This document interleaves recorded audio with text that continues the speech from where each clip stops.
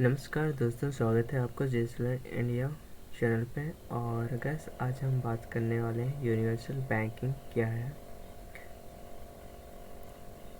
Gas आपने competitive exam की जो तैयारी कर रहे हैं तो गैस आप इस चैनल के माध्यम से आपको डेली बेसिस पे आपको हर प्रकार के टॉपिक्स आपको सबसे पहले मिलेगा। तो गैस आप यदि इस चैनल पे न्यू है तो गैस प्लीज़ इस चैनल को लाइक कीजिए, चैनल पे नया है तो सब्सक्राइब कीजिए और गैस अपने दोस्त को भी शेयर करना ना भूलें। तो गैस देर न करते हुए चलते हैं इस टॉपिक की ओर। और आज के टॉपिक है गैस यूनिवर्सल बैंकिंग क्या है। आइए गैस समझते हैं यूनिवर्सल बैंकिंग।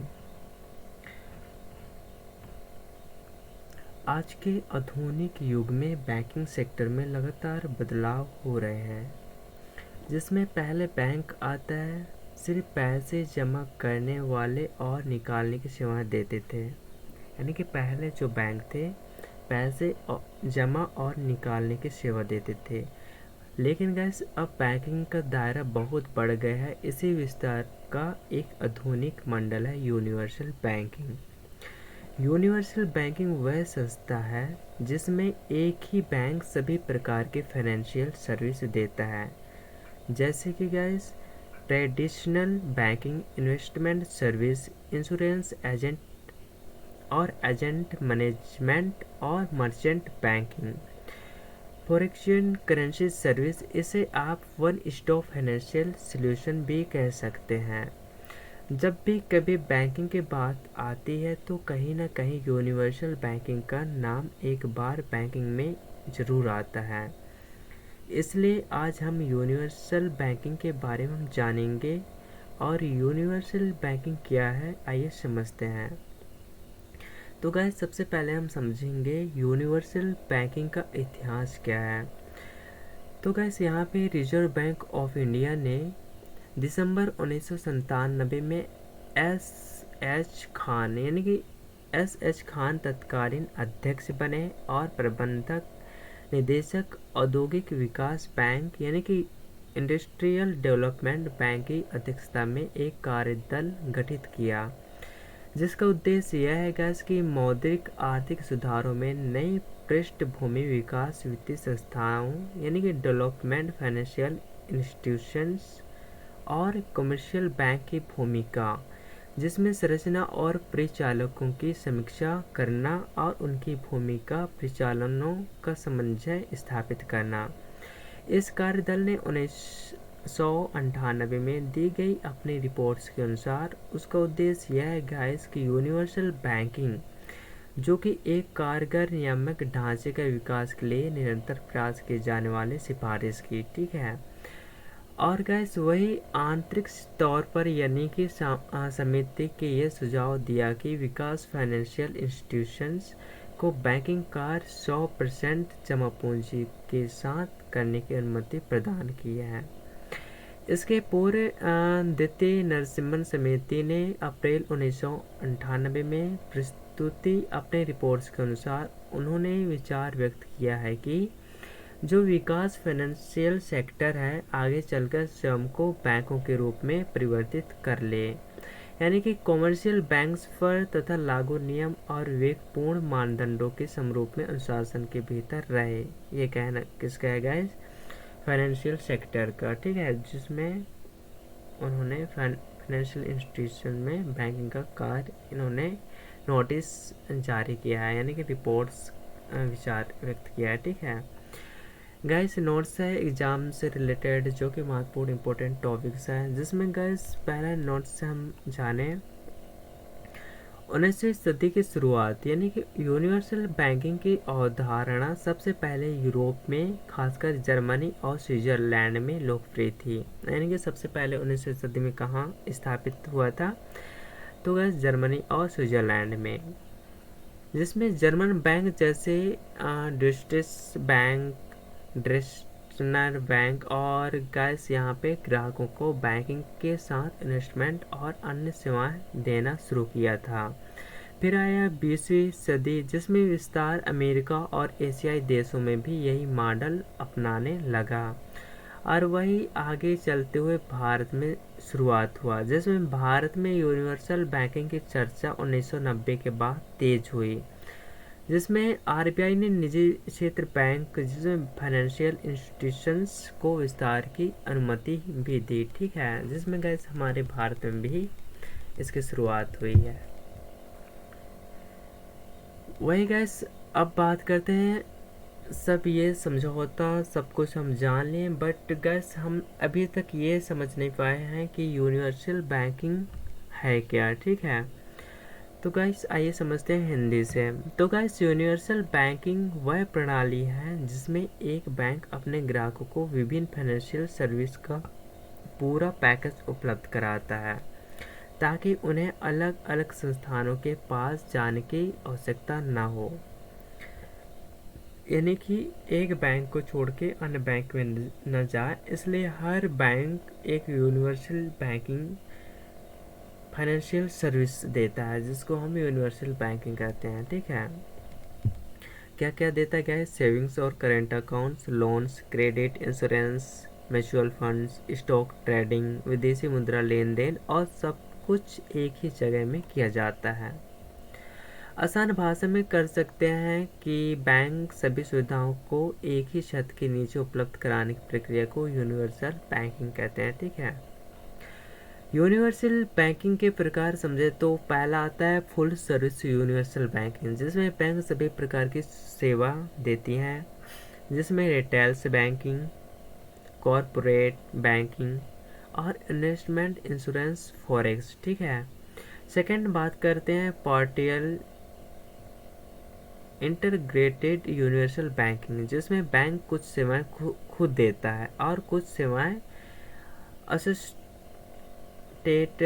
कंपनीज का उपयोग करता है। और तीसरा आता है होल्डिंग कंपनीज मॉडल, जिसमें पेरेंट्स कंपनी होती है जो कि कई वित्तीय संस्थान को नियंत्रित करती है, और जिसमें बैंक आता है, बीमा कंपनी हो गए, म्यूचुअल फंड कंपनी आदि।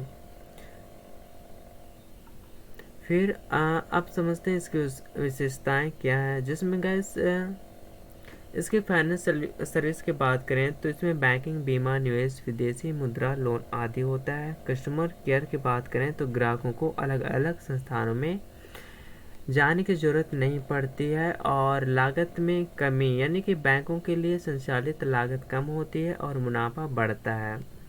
टेक्नोलॉजी बेसिस सर्विस की बात करें तो इंटरनेट, मोबाइल बैंकिंग, जिसमें डिजिटल पेमेंट, एटीएम और नेटवर्क है। इंटीग्रेटेड मैनेजमेंट की बात करें तो ये वित्तीय उत्पादों में सेवाओं का केंद्रीकृत प्रबंध कराता है, जिसमें कुछ प्रकार से ऐसे क्वेश्चन आपके एग्जाम के लिए देखने को मिलेगा। ठीक है, जिसमें कमर्शियल बैंक क्या है, इसके क्या कार्य होता है, कमर्शियल पेपर्स क्या होता है, सर्टिफिकेट का डिपॉजिट में क्या अंतर होता है, सारे हम नेक्स्ट वीडियो में जानेंगे। ठीक है, वही बात करते हैं गाइस। सबसे पहले यूनिवर्सल बैंकिंग कैसे काम करता है।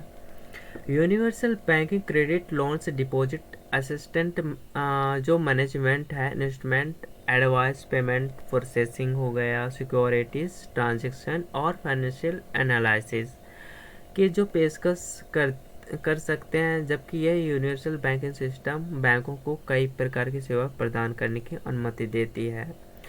सेकंड वही बात करें तो यह वाणिज्य बैंकों और एक निवेश बैंकों की सेवाओं को जोड़ती है, जो कि कई भीतरी में सभी सेवाएं प्रदान करती है। इसमें सेवाओं में जमा खाते, विभिन्न प्रकार के निवेश और विशेष जो शामिल हो सकती है, और बीमा सेवाएं भी प्रदान कर सकती है। एक सार्वभौमिक बैंक के जो भीतर सेविंग अकाउंट्स और चेकों शामिल होते हैं, चेक सिस्टम, ये सब शामिल होते हैं। और तीसरा बात करें तो बैंक किसी भी दिशा निर्देशों को पालन करने की अपेक्षा करती है, जो संपत्ति और लेन देन के उचित प्रबंध को नियंत्रित या निर्देशित करते हैं। चौथा आता है सार्वभौमिक बैंक के निर्माण में कई बाधाओं को हटा दिया जाता है, हालांकि वे अभी तक उतने प्रचलित नहीं हैं जितने कि वह कई यूरोपीय देशों में। इसके अलावा संयुक्त राज्य अमेरिका में ऐसे बैठक हुए हैं। ठीक है, और निवेश पर ध्यान केंद्रित करते हैं, जो कि दुनिया में बाकी हिस्सों में बेहद असमान है। अब गाइस समझते हैं एडवांटेज ऑफ यूनिवर्सल बैंकिंग, यानी कि उसके लाभ क्या है। तो गाइस इसमें गाइस एक ही जगह में सभी सेवाएं मिल जाता है, ठीक है। ग्राहकों को अलग अलग संस्थानों में जाने की ज़रूरत नहीं पड़ती है। बैंक पॉकेज डील्स दे सकते हैं। एक ही बैंक के साथ लंबे समय तक संबंध भी रहता है, ठीक है। इससे ये फ़ायदा होता है। बैंकों के लिए फ़ायदा क्या है कि क्रॉस सेलिंग से, यानी कि एक ही ग्राहक को कई समय बेचना, साझा इंफ्रास्ट्रक्चर, कई स्रोतों की आय हो गया राजस्व द्वारा, ठीक है।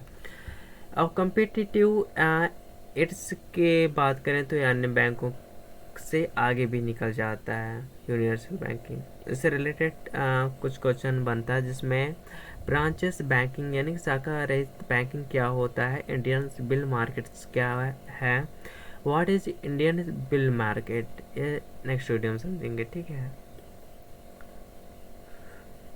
अब गैस समझते हैं यूनिवर्सल बैंकिंग के हानि क्या होता है, यानी कि जो डिसएडवांटेज जो होता है गैस, यहाँ के डिसएडवांटेज इसका बहुत कुछ नहीं है। जिसमें हम समझते तो ये गाइस आधे बैंकों का समस्या हो तो सभी प्रभावित होता है ना, सभी प्रभावित, यानी कि एक चीज़ से गड़बड़ा है तो सभी चीज़ से वहाँ जो खराब जाती है, प्रभावित पड़ जाती है। कुछ पैकेज महंगे हो सकते हैं। सभी वित्तीय जानकारी एक ही जगह पर स्टोर होता है, जिसमें जोखिम की समस्या भी आपको देखने को मिलेगा। और बैंकों के नुकसान कुछ इस प्रकार है, कई क्षेत्रों में नियमों को पालन करना कठिन हो जाता है और एक ही जगह पर बहुत ज़्यादा ऑपरेशन होने में जोखिम बढ़ता है। तो कुछ टेक्नोलॉजी और इंफ्रास्ट्रक्चर कॉस्ट कुछ इस प्रकार से है। और अब क्या समझते हैं इसकी universal banking in foreign countries, ठीक है। कौन कौन सी कंट्री में इन्होंने काम किया है। तो गैस ये सारे बैंक्स ऑफ अमेरिका हो गया, जेपी मॉर्गन, चेस, बीएनएम पेरिफर्स, ये सारे शामिल हैं, ठीक है। अब गैस समझते हैं यूनिवर्सल बैंकिंग इन इंडिया। तो गैस कौन कौन से बैंक से रिलेटेड जॉइंटिंग है यूनिवर्सल बैंकिंग, ठीक है। जिसमें गैस पहला आता है HDFC बैंक, जिसमें बैंकिंग के साथ इंश्योरेंस देता है, म्यूचुअल फंड और लोन सर्विस भी होता है। सेकेंड है ICICI बैंक, जिसमें retails banking, insurance, investment banking और वेल्थ मैनेजमेंट देता है। थर्ड होता है स्टेट बैंक ऑफ इंडिया यानी कि SBI, जिसमें banking, life insurance, general insurance, mutual funds, मतलब कई प्रकार की सुविधा प्रदान करती है। फिर आता है एक्सिस बैंक, जिसमें banking, credit card, insurance, investment services, सारे यूनिवर्सल बैंकिंग इन इंडिया, ठीक है। ऐसे सारे हैं जो 4 प्रकार से हैं। भारतीय यूनिवर्सल बैंकिंग का भविष्य कुछ इस प्रकार से रहेगा, जो कि पहला है डिजिटल बैंकिंग का बढ़ावा उपयोग। डिजिटल बैंकिंग बढ़ते उपयोग से गैस बहुत लोगों को UPI, net banking, mobile banking की वजह से यूनिवर्सल बैंकिंग का दायरा बढ़ेगा।